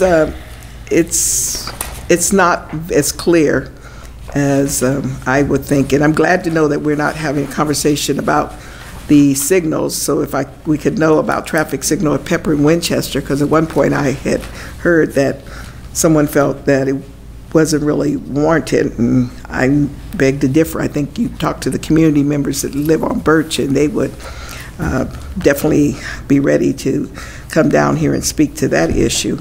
So, door replacement, Ferguson Park, Dalsac, traffic, yeah. So I don't think that was some direction, and I think if you guys really we've got to decide to put the time in and the work in to get to what we want. So I would suggest that now that you have the material, we have to decide to schedule another time when we can prioritize what's really important. I see you, City Treasurer. Yes. My comments are regarding the Rialto Park Cemetery. And I know that it's in the unfunded projects and low priority. Oh, I'm glad you brought that up. But last year I met with the interim city administrator, Mr. Ahmad Ansari, who directed me to meet with the Public Works. And as you know, as the council's aware, we asked the Rialto Police Department to vacate the cemetery, their K-9 training area, because we need to map that part of the cemetery for burial plots. And so that's what my meeting was with the Public Works folks, that we need to map that area for burial plots. We have burial plots, but they're none that are next to each other. So some of the requests that we get are, they want side by side. They want to be able to purchase 2 or 3 together. And the ones that we have remaining are scattered throughout the cemetery. So I'd like to see that moved up to a priority. I think that's urgent, as well as a concrete platform where we could install a columbarium, because we're getting more and more requests for cremained interments, and we have no columbarium in no way other than in-ground cremain. So I think that's important. I feel that it should be moved up. I really do appreciate you bringing it up, because that's been a conversation I had too. There's two things in our general fund that we have that are still being subsidized. Enterprise funds, and it's the cemetery, and then of course Landscape Maintenance District 1. And Landscape Maintenance District 1, we really have not took and put our arms around it and figured out how to comprehensively address that. But the cemetery, we did. We actually, in addition to what you're hoping to have, we also had we spent money and we hired a consultant to do a design to deal with putting in a better infrastructure watering system that would be conserving water and conservation. And somewhere along the way, not council, but some staff person who shall remain nameless, decided that it was we needed to shelf it because we couldn't afford it. And those are the things that if we go forward and take care of these things, we could reduce the expenditure on the general fund.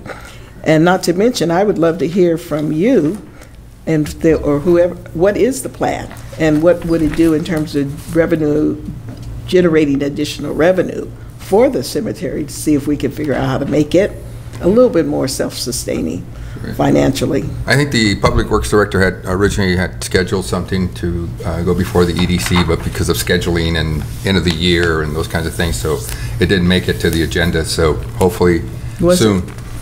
I don't think we were. I have a question. Okay, I appreciate it. I don't know Andy, let me finish. Let him respond, and then.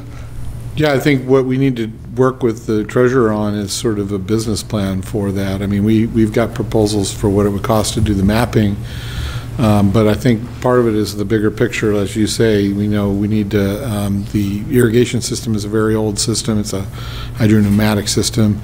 I don't know that that would translate into much savings in terms of water usage, but it would definitely, be a more reliable system. We could get some savings out of having the climate controller that would be involved, part of that too, because then it wouldn't water when it doesn't need to. But I think the bigger picture is what kind of revenue. Excuse me, that wasn't the question I asked. He said we had proposed to put it on the EDC agenda, and I don't recall it being put on or being planned or discussed and being delayed. It wasn't on the agenda, but we were intending to, but it would have been incomplete, because I think you got to look at also we don't have a funding source for the new improvements, but we would need to look at what the business plan would be. To your point, you said you heard it was intended, but it never. Right, yeah, that's what I said. He had intended to put it on the EDC, but because it was at the end of the year and time constraints, so decided that it wasn't. Yeah, but no, to the point I'm making is we spent money, a lot of money on a design and paid a consultant. And when you say we might not make much savings, then my question is, then why did we even bother to spend the money for a consultant to do the design? And you don't have to answer that, okay, please, don't. Yeah, it just keeps, someone makes these decisions, but council, and it's to the point that I think Mayor Pro Tem has said, is that someone keeps making decisions without allowing us to be the policy makers or input into that. So that's the point there. And they still want us to come to meetings. and come in a manner that Councilman. Thank you, Madam Mayor. I have a question. Do we know how many more years we have of plots? Is that, I know that you're reallocating some space, but I mean, is it 5, 10, 20 years? Obviously, it depends on I'm sure there's an average. How many new tenants we get a year. We currently advertise that we have like 440 or 450 burial plots, but that includes that K9 area or former K9 area that needs to be mapped, and without mapping it, we don't have that. And in the past, we used to deed the burial plots. And now we've changed that years back to a licensing process, which should make it a lot less expensive to map those burial plots. But the other need now that we have that people continuously request is interment of cremains, and we have other than just in ground, and it's too expensive. Yeah, and then so we have the challenge that we've had here recently, and the city attorney's helped us with that, where people do buy a burial plot, but then they want to open and reclose multiple times and put multiple cremains in the same plot. So if we had a columbarium process, it would be a lot. You mentioned 400. How many years does that take us out? Again, it depends on, some What's years- our average? Yeah, so, yeah. Do we have an average? Is it 50, 100 a year? Yeah. No, currently we're doing about 13, I think it is, 13 or 14 a a year? year. Right. Okay, so that puts us to, who's good at math? Right. Well, At it 400, seems so that it gives us- Councilmember Caracellis, you have interest, and it's Then one you of the have areas that, yes, No, I was my- going to say, well, it's my one of the things that I happen to have You're on the committee. personal expertise in, not to mention that the treasurer and I have been to a number of the associations, and even there, things are happening. So rather than us sit and try to sort it out tonight, I think you've made a good point that we need to look at a committee, a subcommittee, and have a discussion, because to his point, there is things have been changing in other cities and city that multiple burials are now being, but you know how to, what you need is to have a costing available for if people want to do certain things. I don't think we have that yet. Yeah, so that's my point, and that's what I want to know. I can tell you that Mount Hope Cemetery in San Diego has a very nice costing program. Yeah. They've even allowed to go from what was once only 2 interments to now you can have up to 6 in the same space. So, but you pay. Yeah. Okay. Exactly. So, I would like to entertain maybe a mausoleum that would be able to. Well, yeah. I don't think we have the space to because construct no a matter mausoleum, what. but, yeah. Well, nowadays they have all this fantastic stuff that's prefab, and so when we start with a columbarium, we can start with a single level, and then as the need arises, we can keep stacking. Yeah. And eventually end up with a mausoleum. Because at one point it's just going to be. Okay. But Thank you, Madam Mayor. I'm so happy that you expressed the interest. I'm glad to know that you, because there are people who do plan on. Well, at one point we're going to be out, and we're still going to have to maintain it. So we have to look at not just the future of us, but the future of our kids and how they're going to be paying for a cemetery that no longer has any income coming in. It's not just about it doesn't have any now. Well, it's not just about us that are alive now, but our kids and our grandkids. Right. I don't disagree. And that's my point. I don't disagree. Thank you, Madam Mayor. You're welcome. We have no problem at Green Acres. Okay, did you have something else? Oh, your light was on. And now I'm regulating the lights. Okay. So, it's Fritz. With that said, we're at 8 o'clock. And, I know you guys always like to worry about trying to hurry and have legislate and leave. So what would you like to, what's the pleasure of the body so that we could give staff the right direction? Do we want to hold a workshop on Saturday where we have enough time to really roll up our sleeves and look at this now that we have this material and see what's missing, if we think something's missing? Yep. I would make that motion. Hold on, are you asking about all capital projects? I think we have to know all of our projects. Okay. Well, just because I'll give you an example. The one I said about the cemetery, I don't believe it's in this book. But is it in here? Yeah, it's on. Okay, it's good. listed on there. So we have a lot of unfunded. You No? gotta have some good glasses see for it? that. Okay. $400,000 for the irrigation. No, that's expansion. I'm talking about the project where we already spent money. See, that's another thing. When you've spent money, either general fund money, and you hired a consultant to do a design, and you put it on the shelf, you've spent money. And depending on where that money came from, I don't know if we got a special grant or if we made a decision and spent money in the general fund. It should be in here because even though. Maybe that's what that church Baca Park money's for. What, excuse me? But we spent some money already. Not,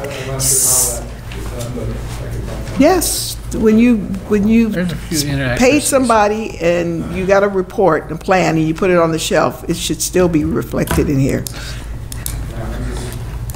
It's still a capital project that hasn't come to fruition. Okay, so is that a motion, the form of a motion, or does anybody have? No, just to, I support, the only thing is just, I know that this is divided by categories, it's just we got to go category by category, but also, look at the funding sources for all of them, and then just make a decision, because the reality is we can't fund them all. That's right. But clearly, in my opinion, road improvements, road repair is ongoing, that's always going to be important, and then the other ones, we're just going to have to decide which ones are more important. But I support the motion of doing a Saturday Will you second workshop. it? Yeah, second. So we have a motion. Not this Saturday. We can't take a motion, I'm sorry. No, you could certainly direct that this be That we- reconsidered at yes, another date. My only question. I just was recognizing that we didn't put this down for any action, Any so action, we but- need not take a motion in a second, we just need to give directions. But it is And fine to take a motion to reschedule this at another date. Yes, Okay. and Mr. Grayson, can we please check with each council member about their availabilities and not just set a date that fits others? We need a date that Of course. we We'll work all through be here Madam City without- Clerk and make sure that without we can get the whole messing council. up, certain special days and stuff. Right, Mr. Kling? Chief Kling? Definitely not February 23rd when we open Yeah. up our. You- You have, you have, Well, the park is gonna be open, I believe, on. Sampson. Saturday. It's a Saturday, we have a Sampson. Saturday. I and thought you we also were have having a cleanup day on a Saturday, so we'll find something that works on all of your schedules. Okay. So, Madam Mayor, I heard a lot of comments today. I'm sure Public Works took down notes. Is the intent that this presentation should be updated to reflect the council's comments? Yes. Yes, and I think it's also, from what I was hearing, again, we still are struggling with the layout. And I Right, don't right, quite right. know how we can get it to where it's more, more The layout and the accuracy comprehensive of and the it. accuracy. I mean, we have it broken into various units and departments, but I think you heard the comments, and I believe we would like to, when we come back, have it in a manner where we really can More work understandable. and have some worksheets and work on what is it, prioritizing. We really need to decide, even within the roads, and how far, the question for me is how much money we've spent, how far down the road are we on a project, and maybe we move our money to make sure we get that project going, and some of them are ongoing. Ongoing. Road repair. And I also understand you'd like a report on profits of airport properties and, as part of this, or maybe in advance of this?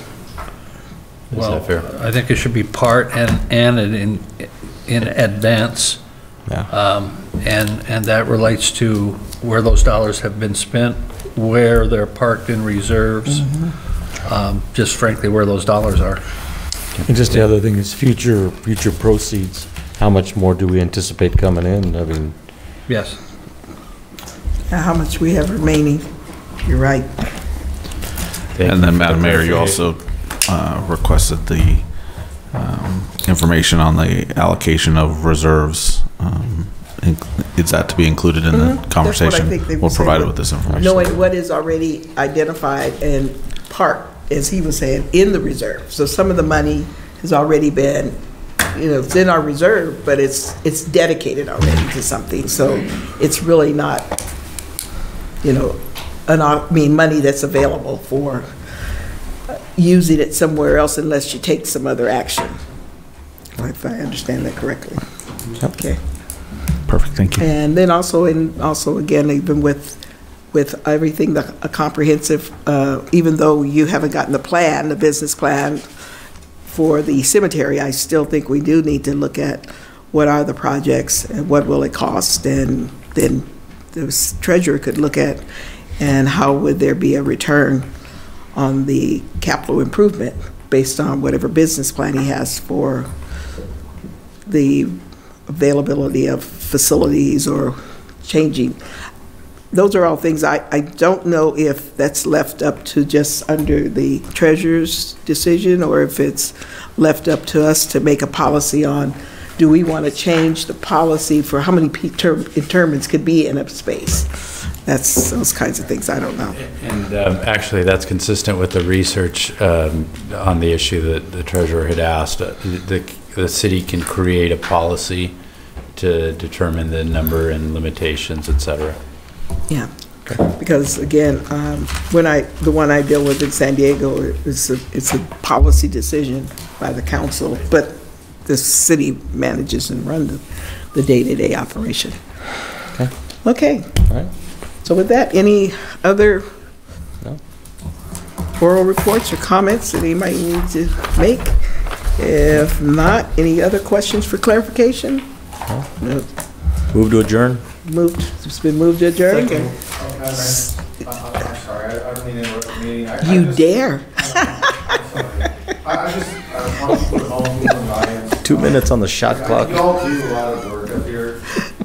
There's certain sacrifices that you all make, but I just want to wish the Mayor Pro Tem and his wife a happy anniversary, because today's 25 years and he's been here for a few hours trying to work through some issues, and probably should be at home, but he's not. Why don't you stop by and explain that to her? Okay. Well, happy anniversary to you and Today? Chris.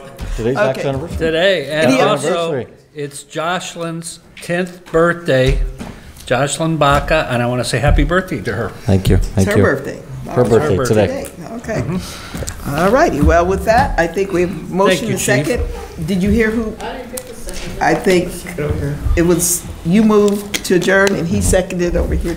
Just pick somebody. Any objections? Hearing none, we're adjourned.